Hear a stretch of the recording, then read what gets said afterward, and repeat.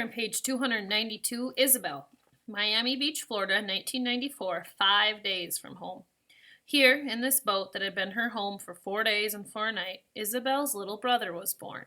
Not right away. First had come her mother's frantic pushing to bring the baby into the world, while the rest of them paddled, all but Senora Castello, who sat on the bench next to Mommy, holding her hand and talking her through it. Behind them, the Coast Guard had finished picking up Isabel's grandfather and was headed their way, lights flashing.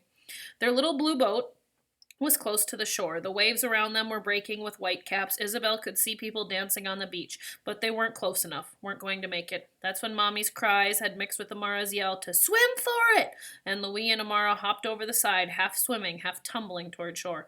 No, wait! Isabel cried. Her mother couldn't swim for the beach, not like this. They had to paddle her in. Her mother would never make it to the U.S. Isabel and Poppy and Senor Castillo rowed as hard as they could, but the Coast Guard ship was faster. It was going to catch them. Go! Isabel's mother told her husband between pants. If you're caught, they'll send you back. No, Poppy said. Go! Mommy said again. If I'm caught, they'll just send me back to Cuba. Go and take Isabel. You can. You can send money like you always planned. No, Isabel cried, and amazing, her father agreed. Never, he insisted. I need you, Teresa. You and Isabel and little Mariano. Isabel's mother sobbed at the name, and the tears sprang to Isabel's eyes, too. Like the boat, they had never settled on the name for the baby, not until now. Naming the baby after Lito was the perfect way to remember him, no matter where they were. But they'll send us back, Mommy sobbed. Then we'll go back, Poppy said, together. He put his forehead to his wife's temple, and he held her hand, taking Senora Castillo's place as Mommy made her last push. The Coast Guard ship bounced in the waves. It was almost on top of them. It's time, Senor Castillo said. We have to swim for it, now! No, please, Isabel begged, patting helplessly against to hide the tears running down her face. They were so close, but Senor Castillo was already helping his wife over the side into the water. They were abandoning ship. Isabel's mother cried out louder than before, but Poppy was with her. He would take care of her. All that mattered now was rowing as hard as Isabel could, she and her mother's last hope. Take Isabel with you, she heard her mother say between pushes, but Isabel wasn't worried. She knew her father wouldn't listen, that he would never leave. Neither of them would. They were a family. They would be together forever. But then suddenly arms were picking up, lifting her over the side. Say goodbye to Fidel, Senor Castillo said. He was the one Mommy had been talking to. He had come back, and he was the one lifting Isabel into the water. No, cried Isabel. You saved my life once, now let me save yours, Senor Castillo told her. Isabel didn't listen. She kicked and screamed, trying to get free. She didn't want to go to the States if it meant leaving her parents, her family behind. But Senor Castillo was too strong. He tossed her in the water, and she sank under the waves in the tangle of arms and legs and bubbles before quickly hitting the bottom. Isabel found her footing and pushed herself back out of the water. It was chest deep, and the waves that slid by her toward the shore lifted up and set her down again on the sand. Ivan's cap had come off her head in the splashdown, and she snatched it up before it disappeared into the surf. Then she grabbed the side of the boat and climbed back in. Senor Castillo's arm went around her waist and pulled her away. No, Isabel cried. I won't leave them. Hush, we're not going anywhere, Senor Castillo said. Help us pull the boat to shore. Isabel looked around, and the first time she saw that Senora Castillo was still there, and Louise and Amara were there too. They all stood waist-deep in the water around the boat. They had come back. They all found somewhere to grab the boat and pull, churning up the sand at their feet. Isabel sobbed with relief and grabbed hold. It was harder for her to pull when the waves kept lifting her, but the sight of the Coast Guard boat bearing down helped motivate her. So did the cheering. The other refugees on the Coast Guard ship were hopping up and down, clapping and yelling encouragement, just like the crowd on the beach had when they left Havana. Isabel saw her grandfather running up and down the ship, waving them toward shore like a baseball player urging a home run ball over the foul pole. She laughed in spite of herself. The water was just below Isabel's waist. They were almost there. The Coast Guard ship cut its engines and run up to them, and that's when Isabel heard the baby brother cry out for the first time. The sound stunned Isabel and the others in stillness. It took her father a moment to cut the umbilical cord with his pocket knife. Then he stood up in the boat with something tiny and brown, staring down at it like he held the world's most incredible treasure in his arms. Isabel gaped. All this time she had known her mother was having a baby. Isabel had seen plenty of babies before. They were cute, but nothing special. But this wasn't just a baby. This was her brother. She had never met him before this moment, but she loved him now with a deepness she had never felt before, not even toward Ivan. This was Mariano, her little brother, and she suddenly wanted to do anything and everything she could to protect him. Poppy finally looked up from his newborn son. "Help me get Teresa out of the boat," he said to the others. The Coast Guard ship was almost alongside the boat, and the adults scrambled for the other side. Poppy bent down over the bow and held out her crying baby brother to Isabel. As if in a dream, Isabel's arms reached up and took him. He was covered with something slimy and gross and was screaming like somebody had slapped him, but he was the most amazing little thing Isabel had ever seen. Little Mariano. Isabel hugged him protectively against the push and pulls of the waves. He was so tiny, so light. What if she stumbled? What if she dropped him? How could her father put something new so precious in her arms? But she understood. Isabel had to carry little Mariana to shore so her father and the others could carry Mommy behind them. "Go, Isabel," her father told her, and she went. Isabel held the baby up high to keep him out of the waves that pushed them both to shore, stumbling as the water crashed against the back of her legs, but step by step she staggered up onto the beach. Onto New United States soil. Isabel turned in the sand, soaking wet and exhausted, to look behind her. Papa and Amaro and the Castillos were on their feet, carrying Isabel's mother through the shallow water where the Coast Guard boat couldn't go. The ship had cut its lights and was backing out to sea. On the rear of the boat, among the waving, cheering refugees, was Isabel's grandfather. Isabel held the screaming baby up high for him to see, and Lito fell to his knees, hands clasped to his chest.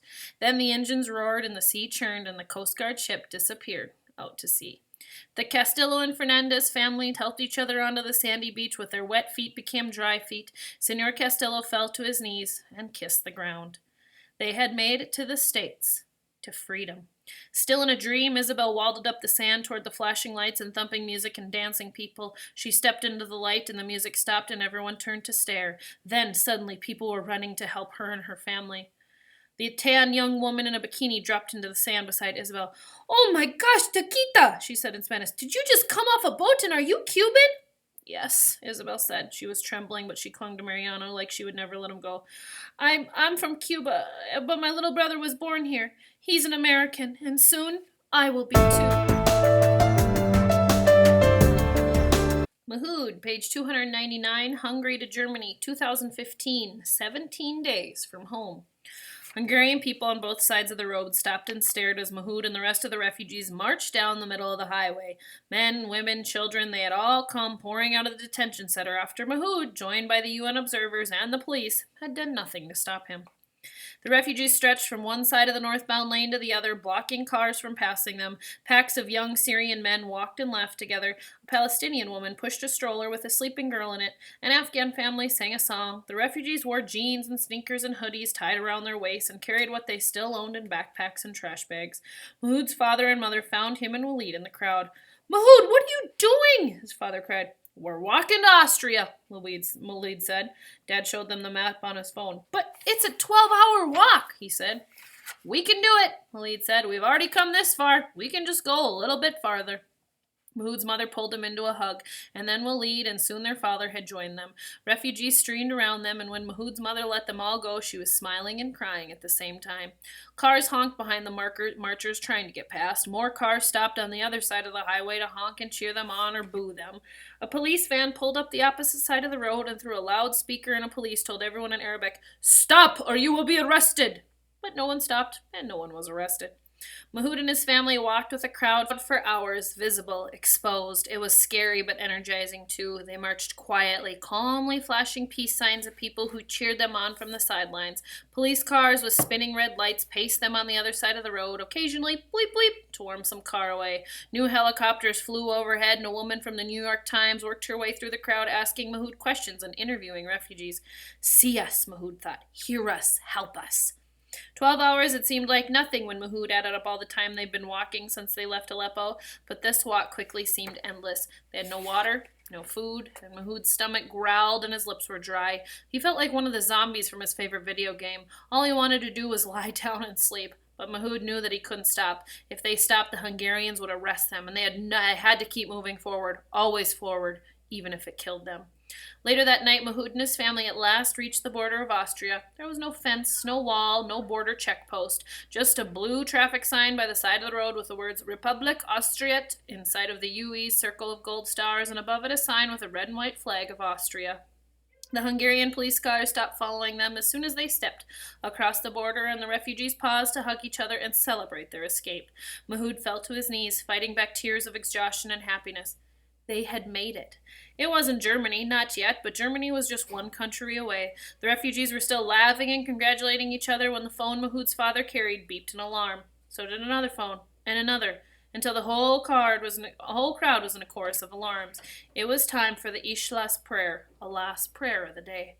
Mahoud's dad used an app called Asylum to find the exact direction they should pray for Mecca. Mahoud's family found a patch of grass all of themselves, and hundreds of other refugees did the same. And soon they were all bowing and praying together. It wasn't ideal. They were supposed to wash themselves and pray in a clean place, but it was more important to pray at the right time than at the right place. As he recited the first chapter of the Quran, Mahoud thought about the words, "Thee alone we worship, and thee alone we ask for help. Show us the straight path." Their path had been anything but straight, but Allah had delivered them to this place. With his blessings, they might actually reach Germany. When Mahoud finished his prayers and opened his eyes, he saw a small group of Austrians had gathered at the edges of the praying refugees. They were police officers there too, and more cars with flashing lights. Mahoud sagged. "They only see us when we do something they don't like," he thought again. The refugees had stopped to get down on their knees and pray, and these people watching them didn't do that, didn't understand. Now the refugees looked foreign, again, alien, like they didn't belong. Mahoud worried what the crowd might do when the Austrians told him they didn't want them. Their march through Hungary had been peaceful until now. Would this turn into another fight, that they would see them gassed and handcuffed and thrown into prison again? "Welcome to Austria," one of the Austrians said in heavily accented Arabic, and others yelled, "Willkommen," and applauded. Actually applauded them. Mahoud looked around at Walid, who was stunned as Mahoud. Was this a mistake? Did these people think they were someone other than Syrian refugees? Suddenly they were surrounded by Austrians, men, women, and children, all smiling, trying to shake their hands and give them things. A woman gave Mahoud's mother a handful of clean clothes, and a man worried over his father's cuts and bruises. A boy about Mahoud's age, wearing a New York Yankees jersey, handed him a plastic shopping bag with bread and cheese and fruit and a bottle of water in it. Mahoud was so thankful he almost wept. "Thank you," Mahoud said in Arabic. "Bitti," the boy said, which Mahoud guessed was German for "you're welcome."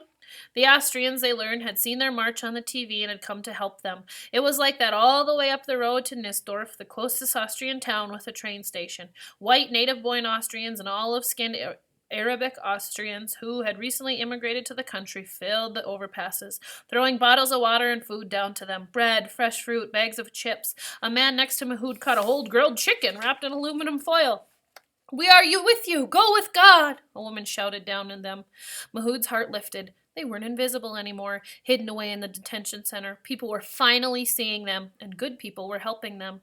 At last, Mahoud and his family reached the Nickeldorf's train station, where they bought tickets to Vienna, the capital of Austria. They traveled overnight by train, and when they arrived in Vienna the next morning, they bought tickets to Munich, a large city in Germany.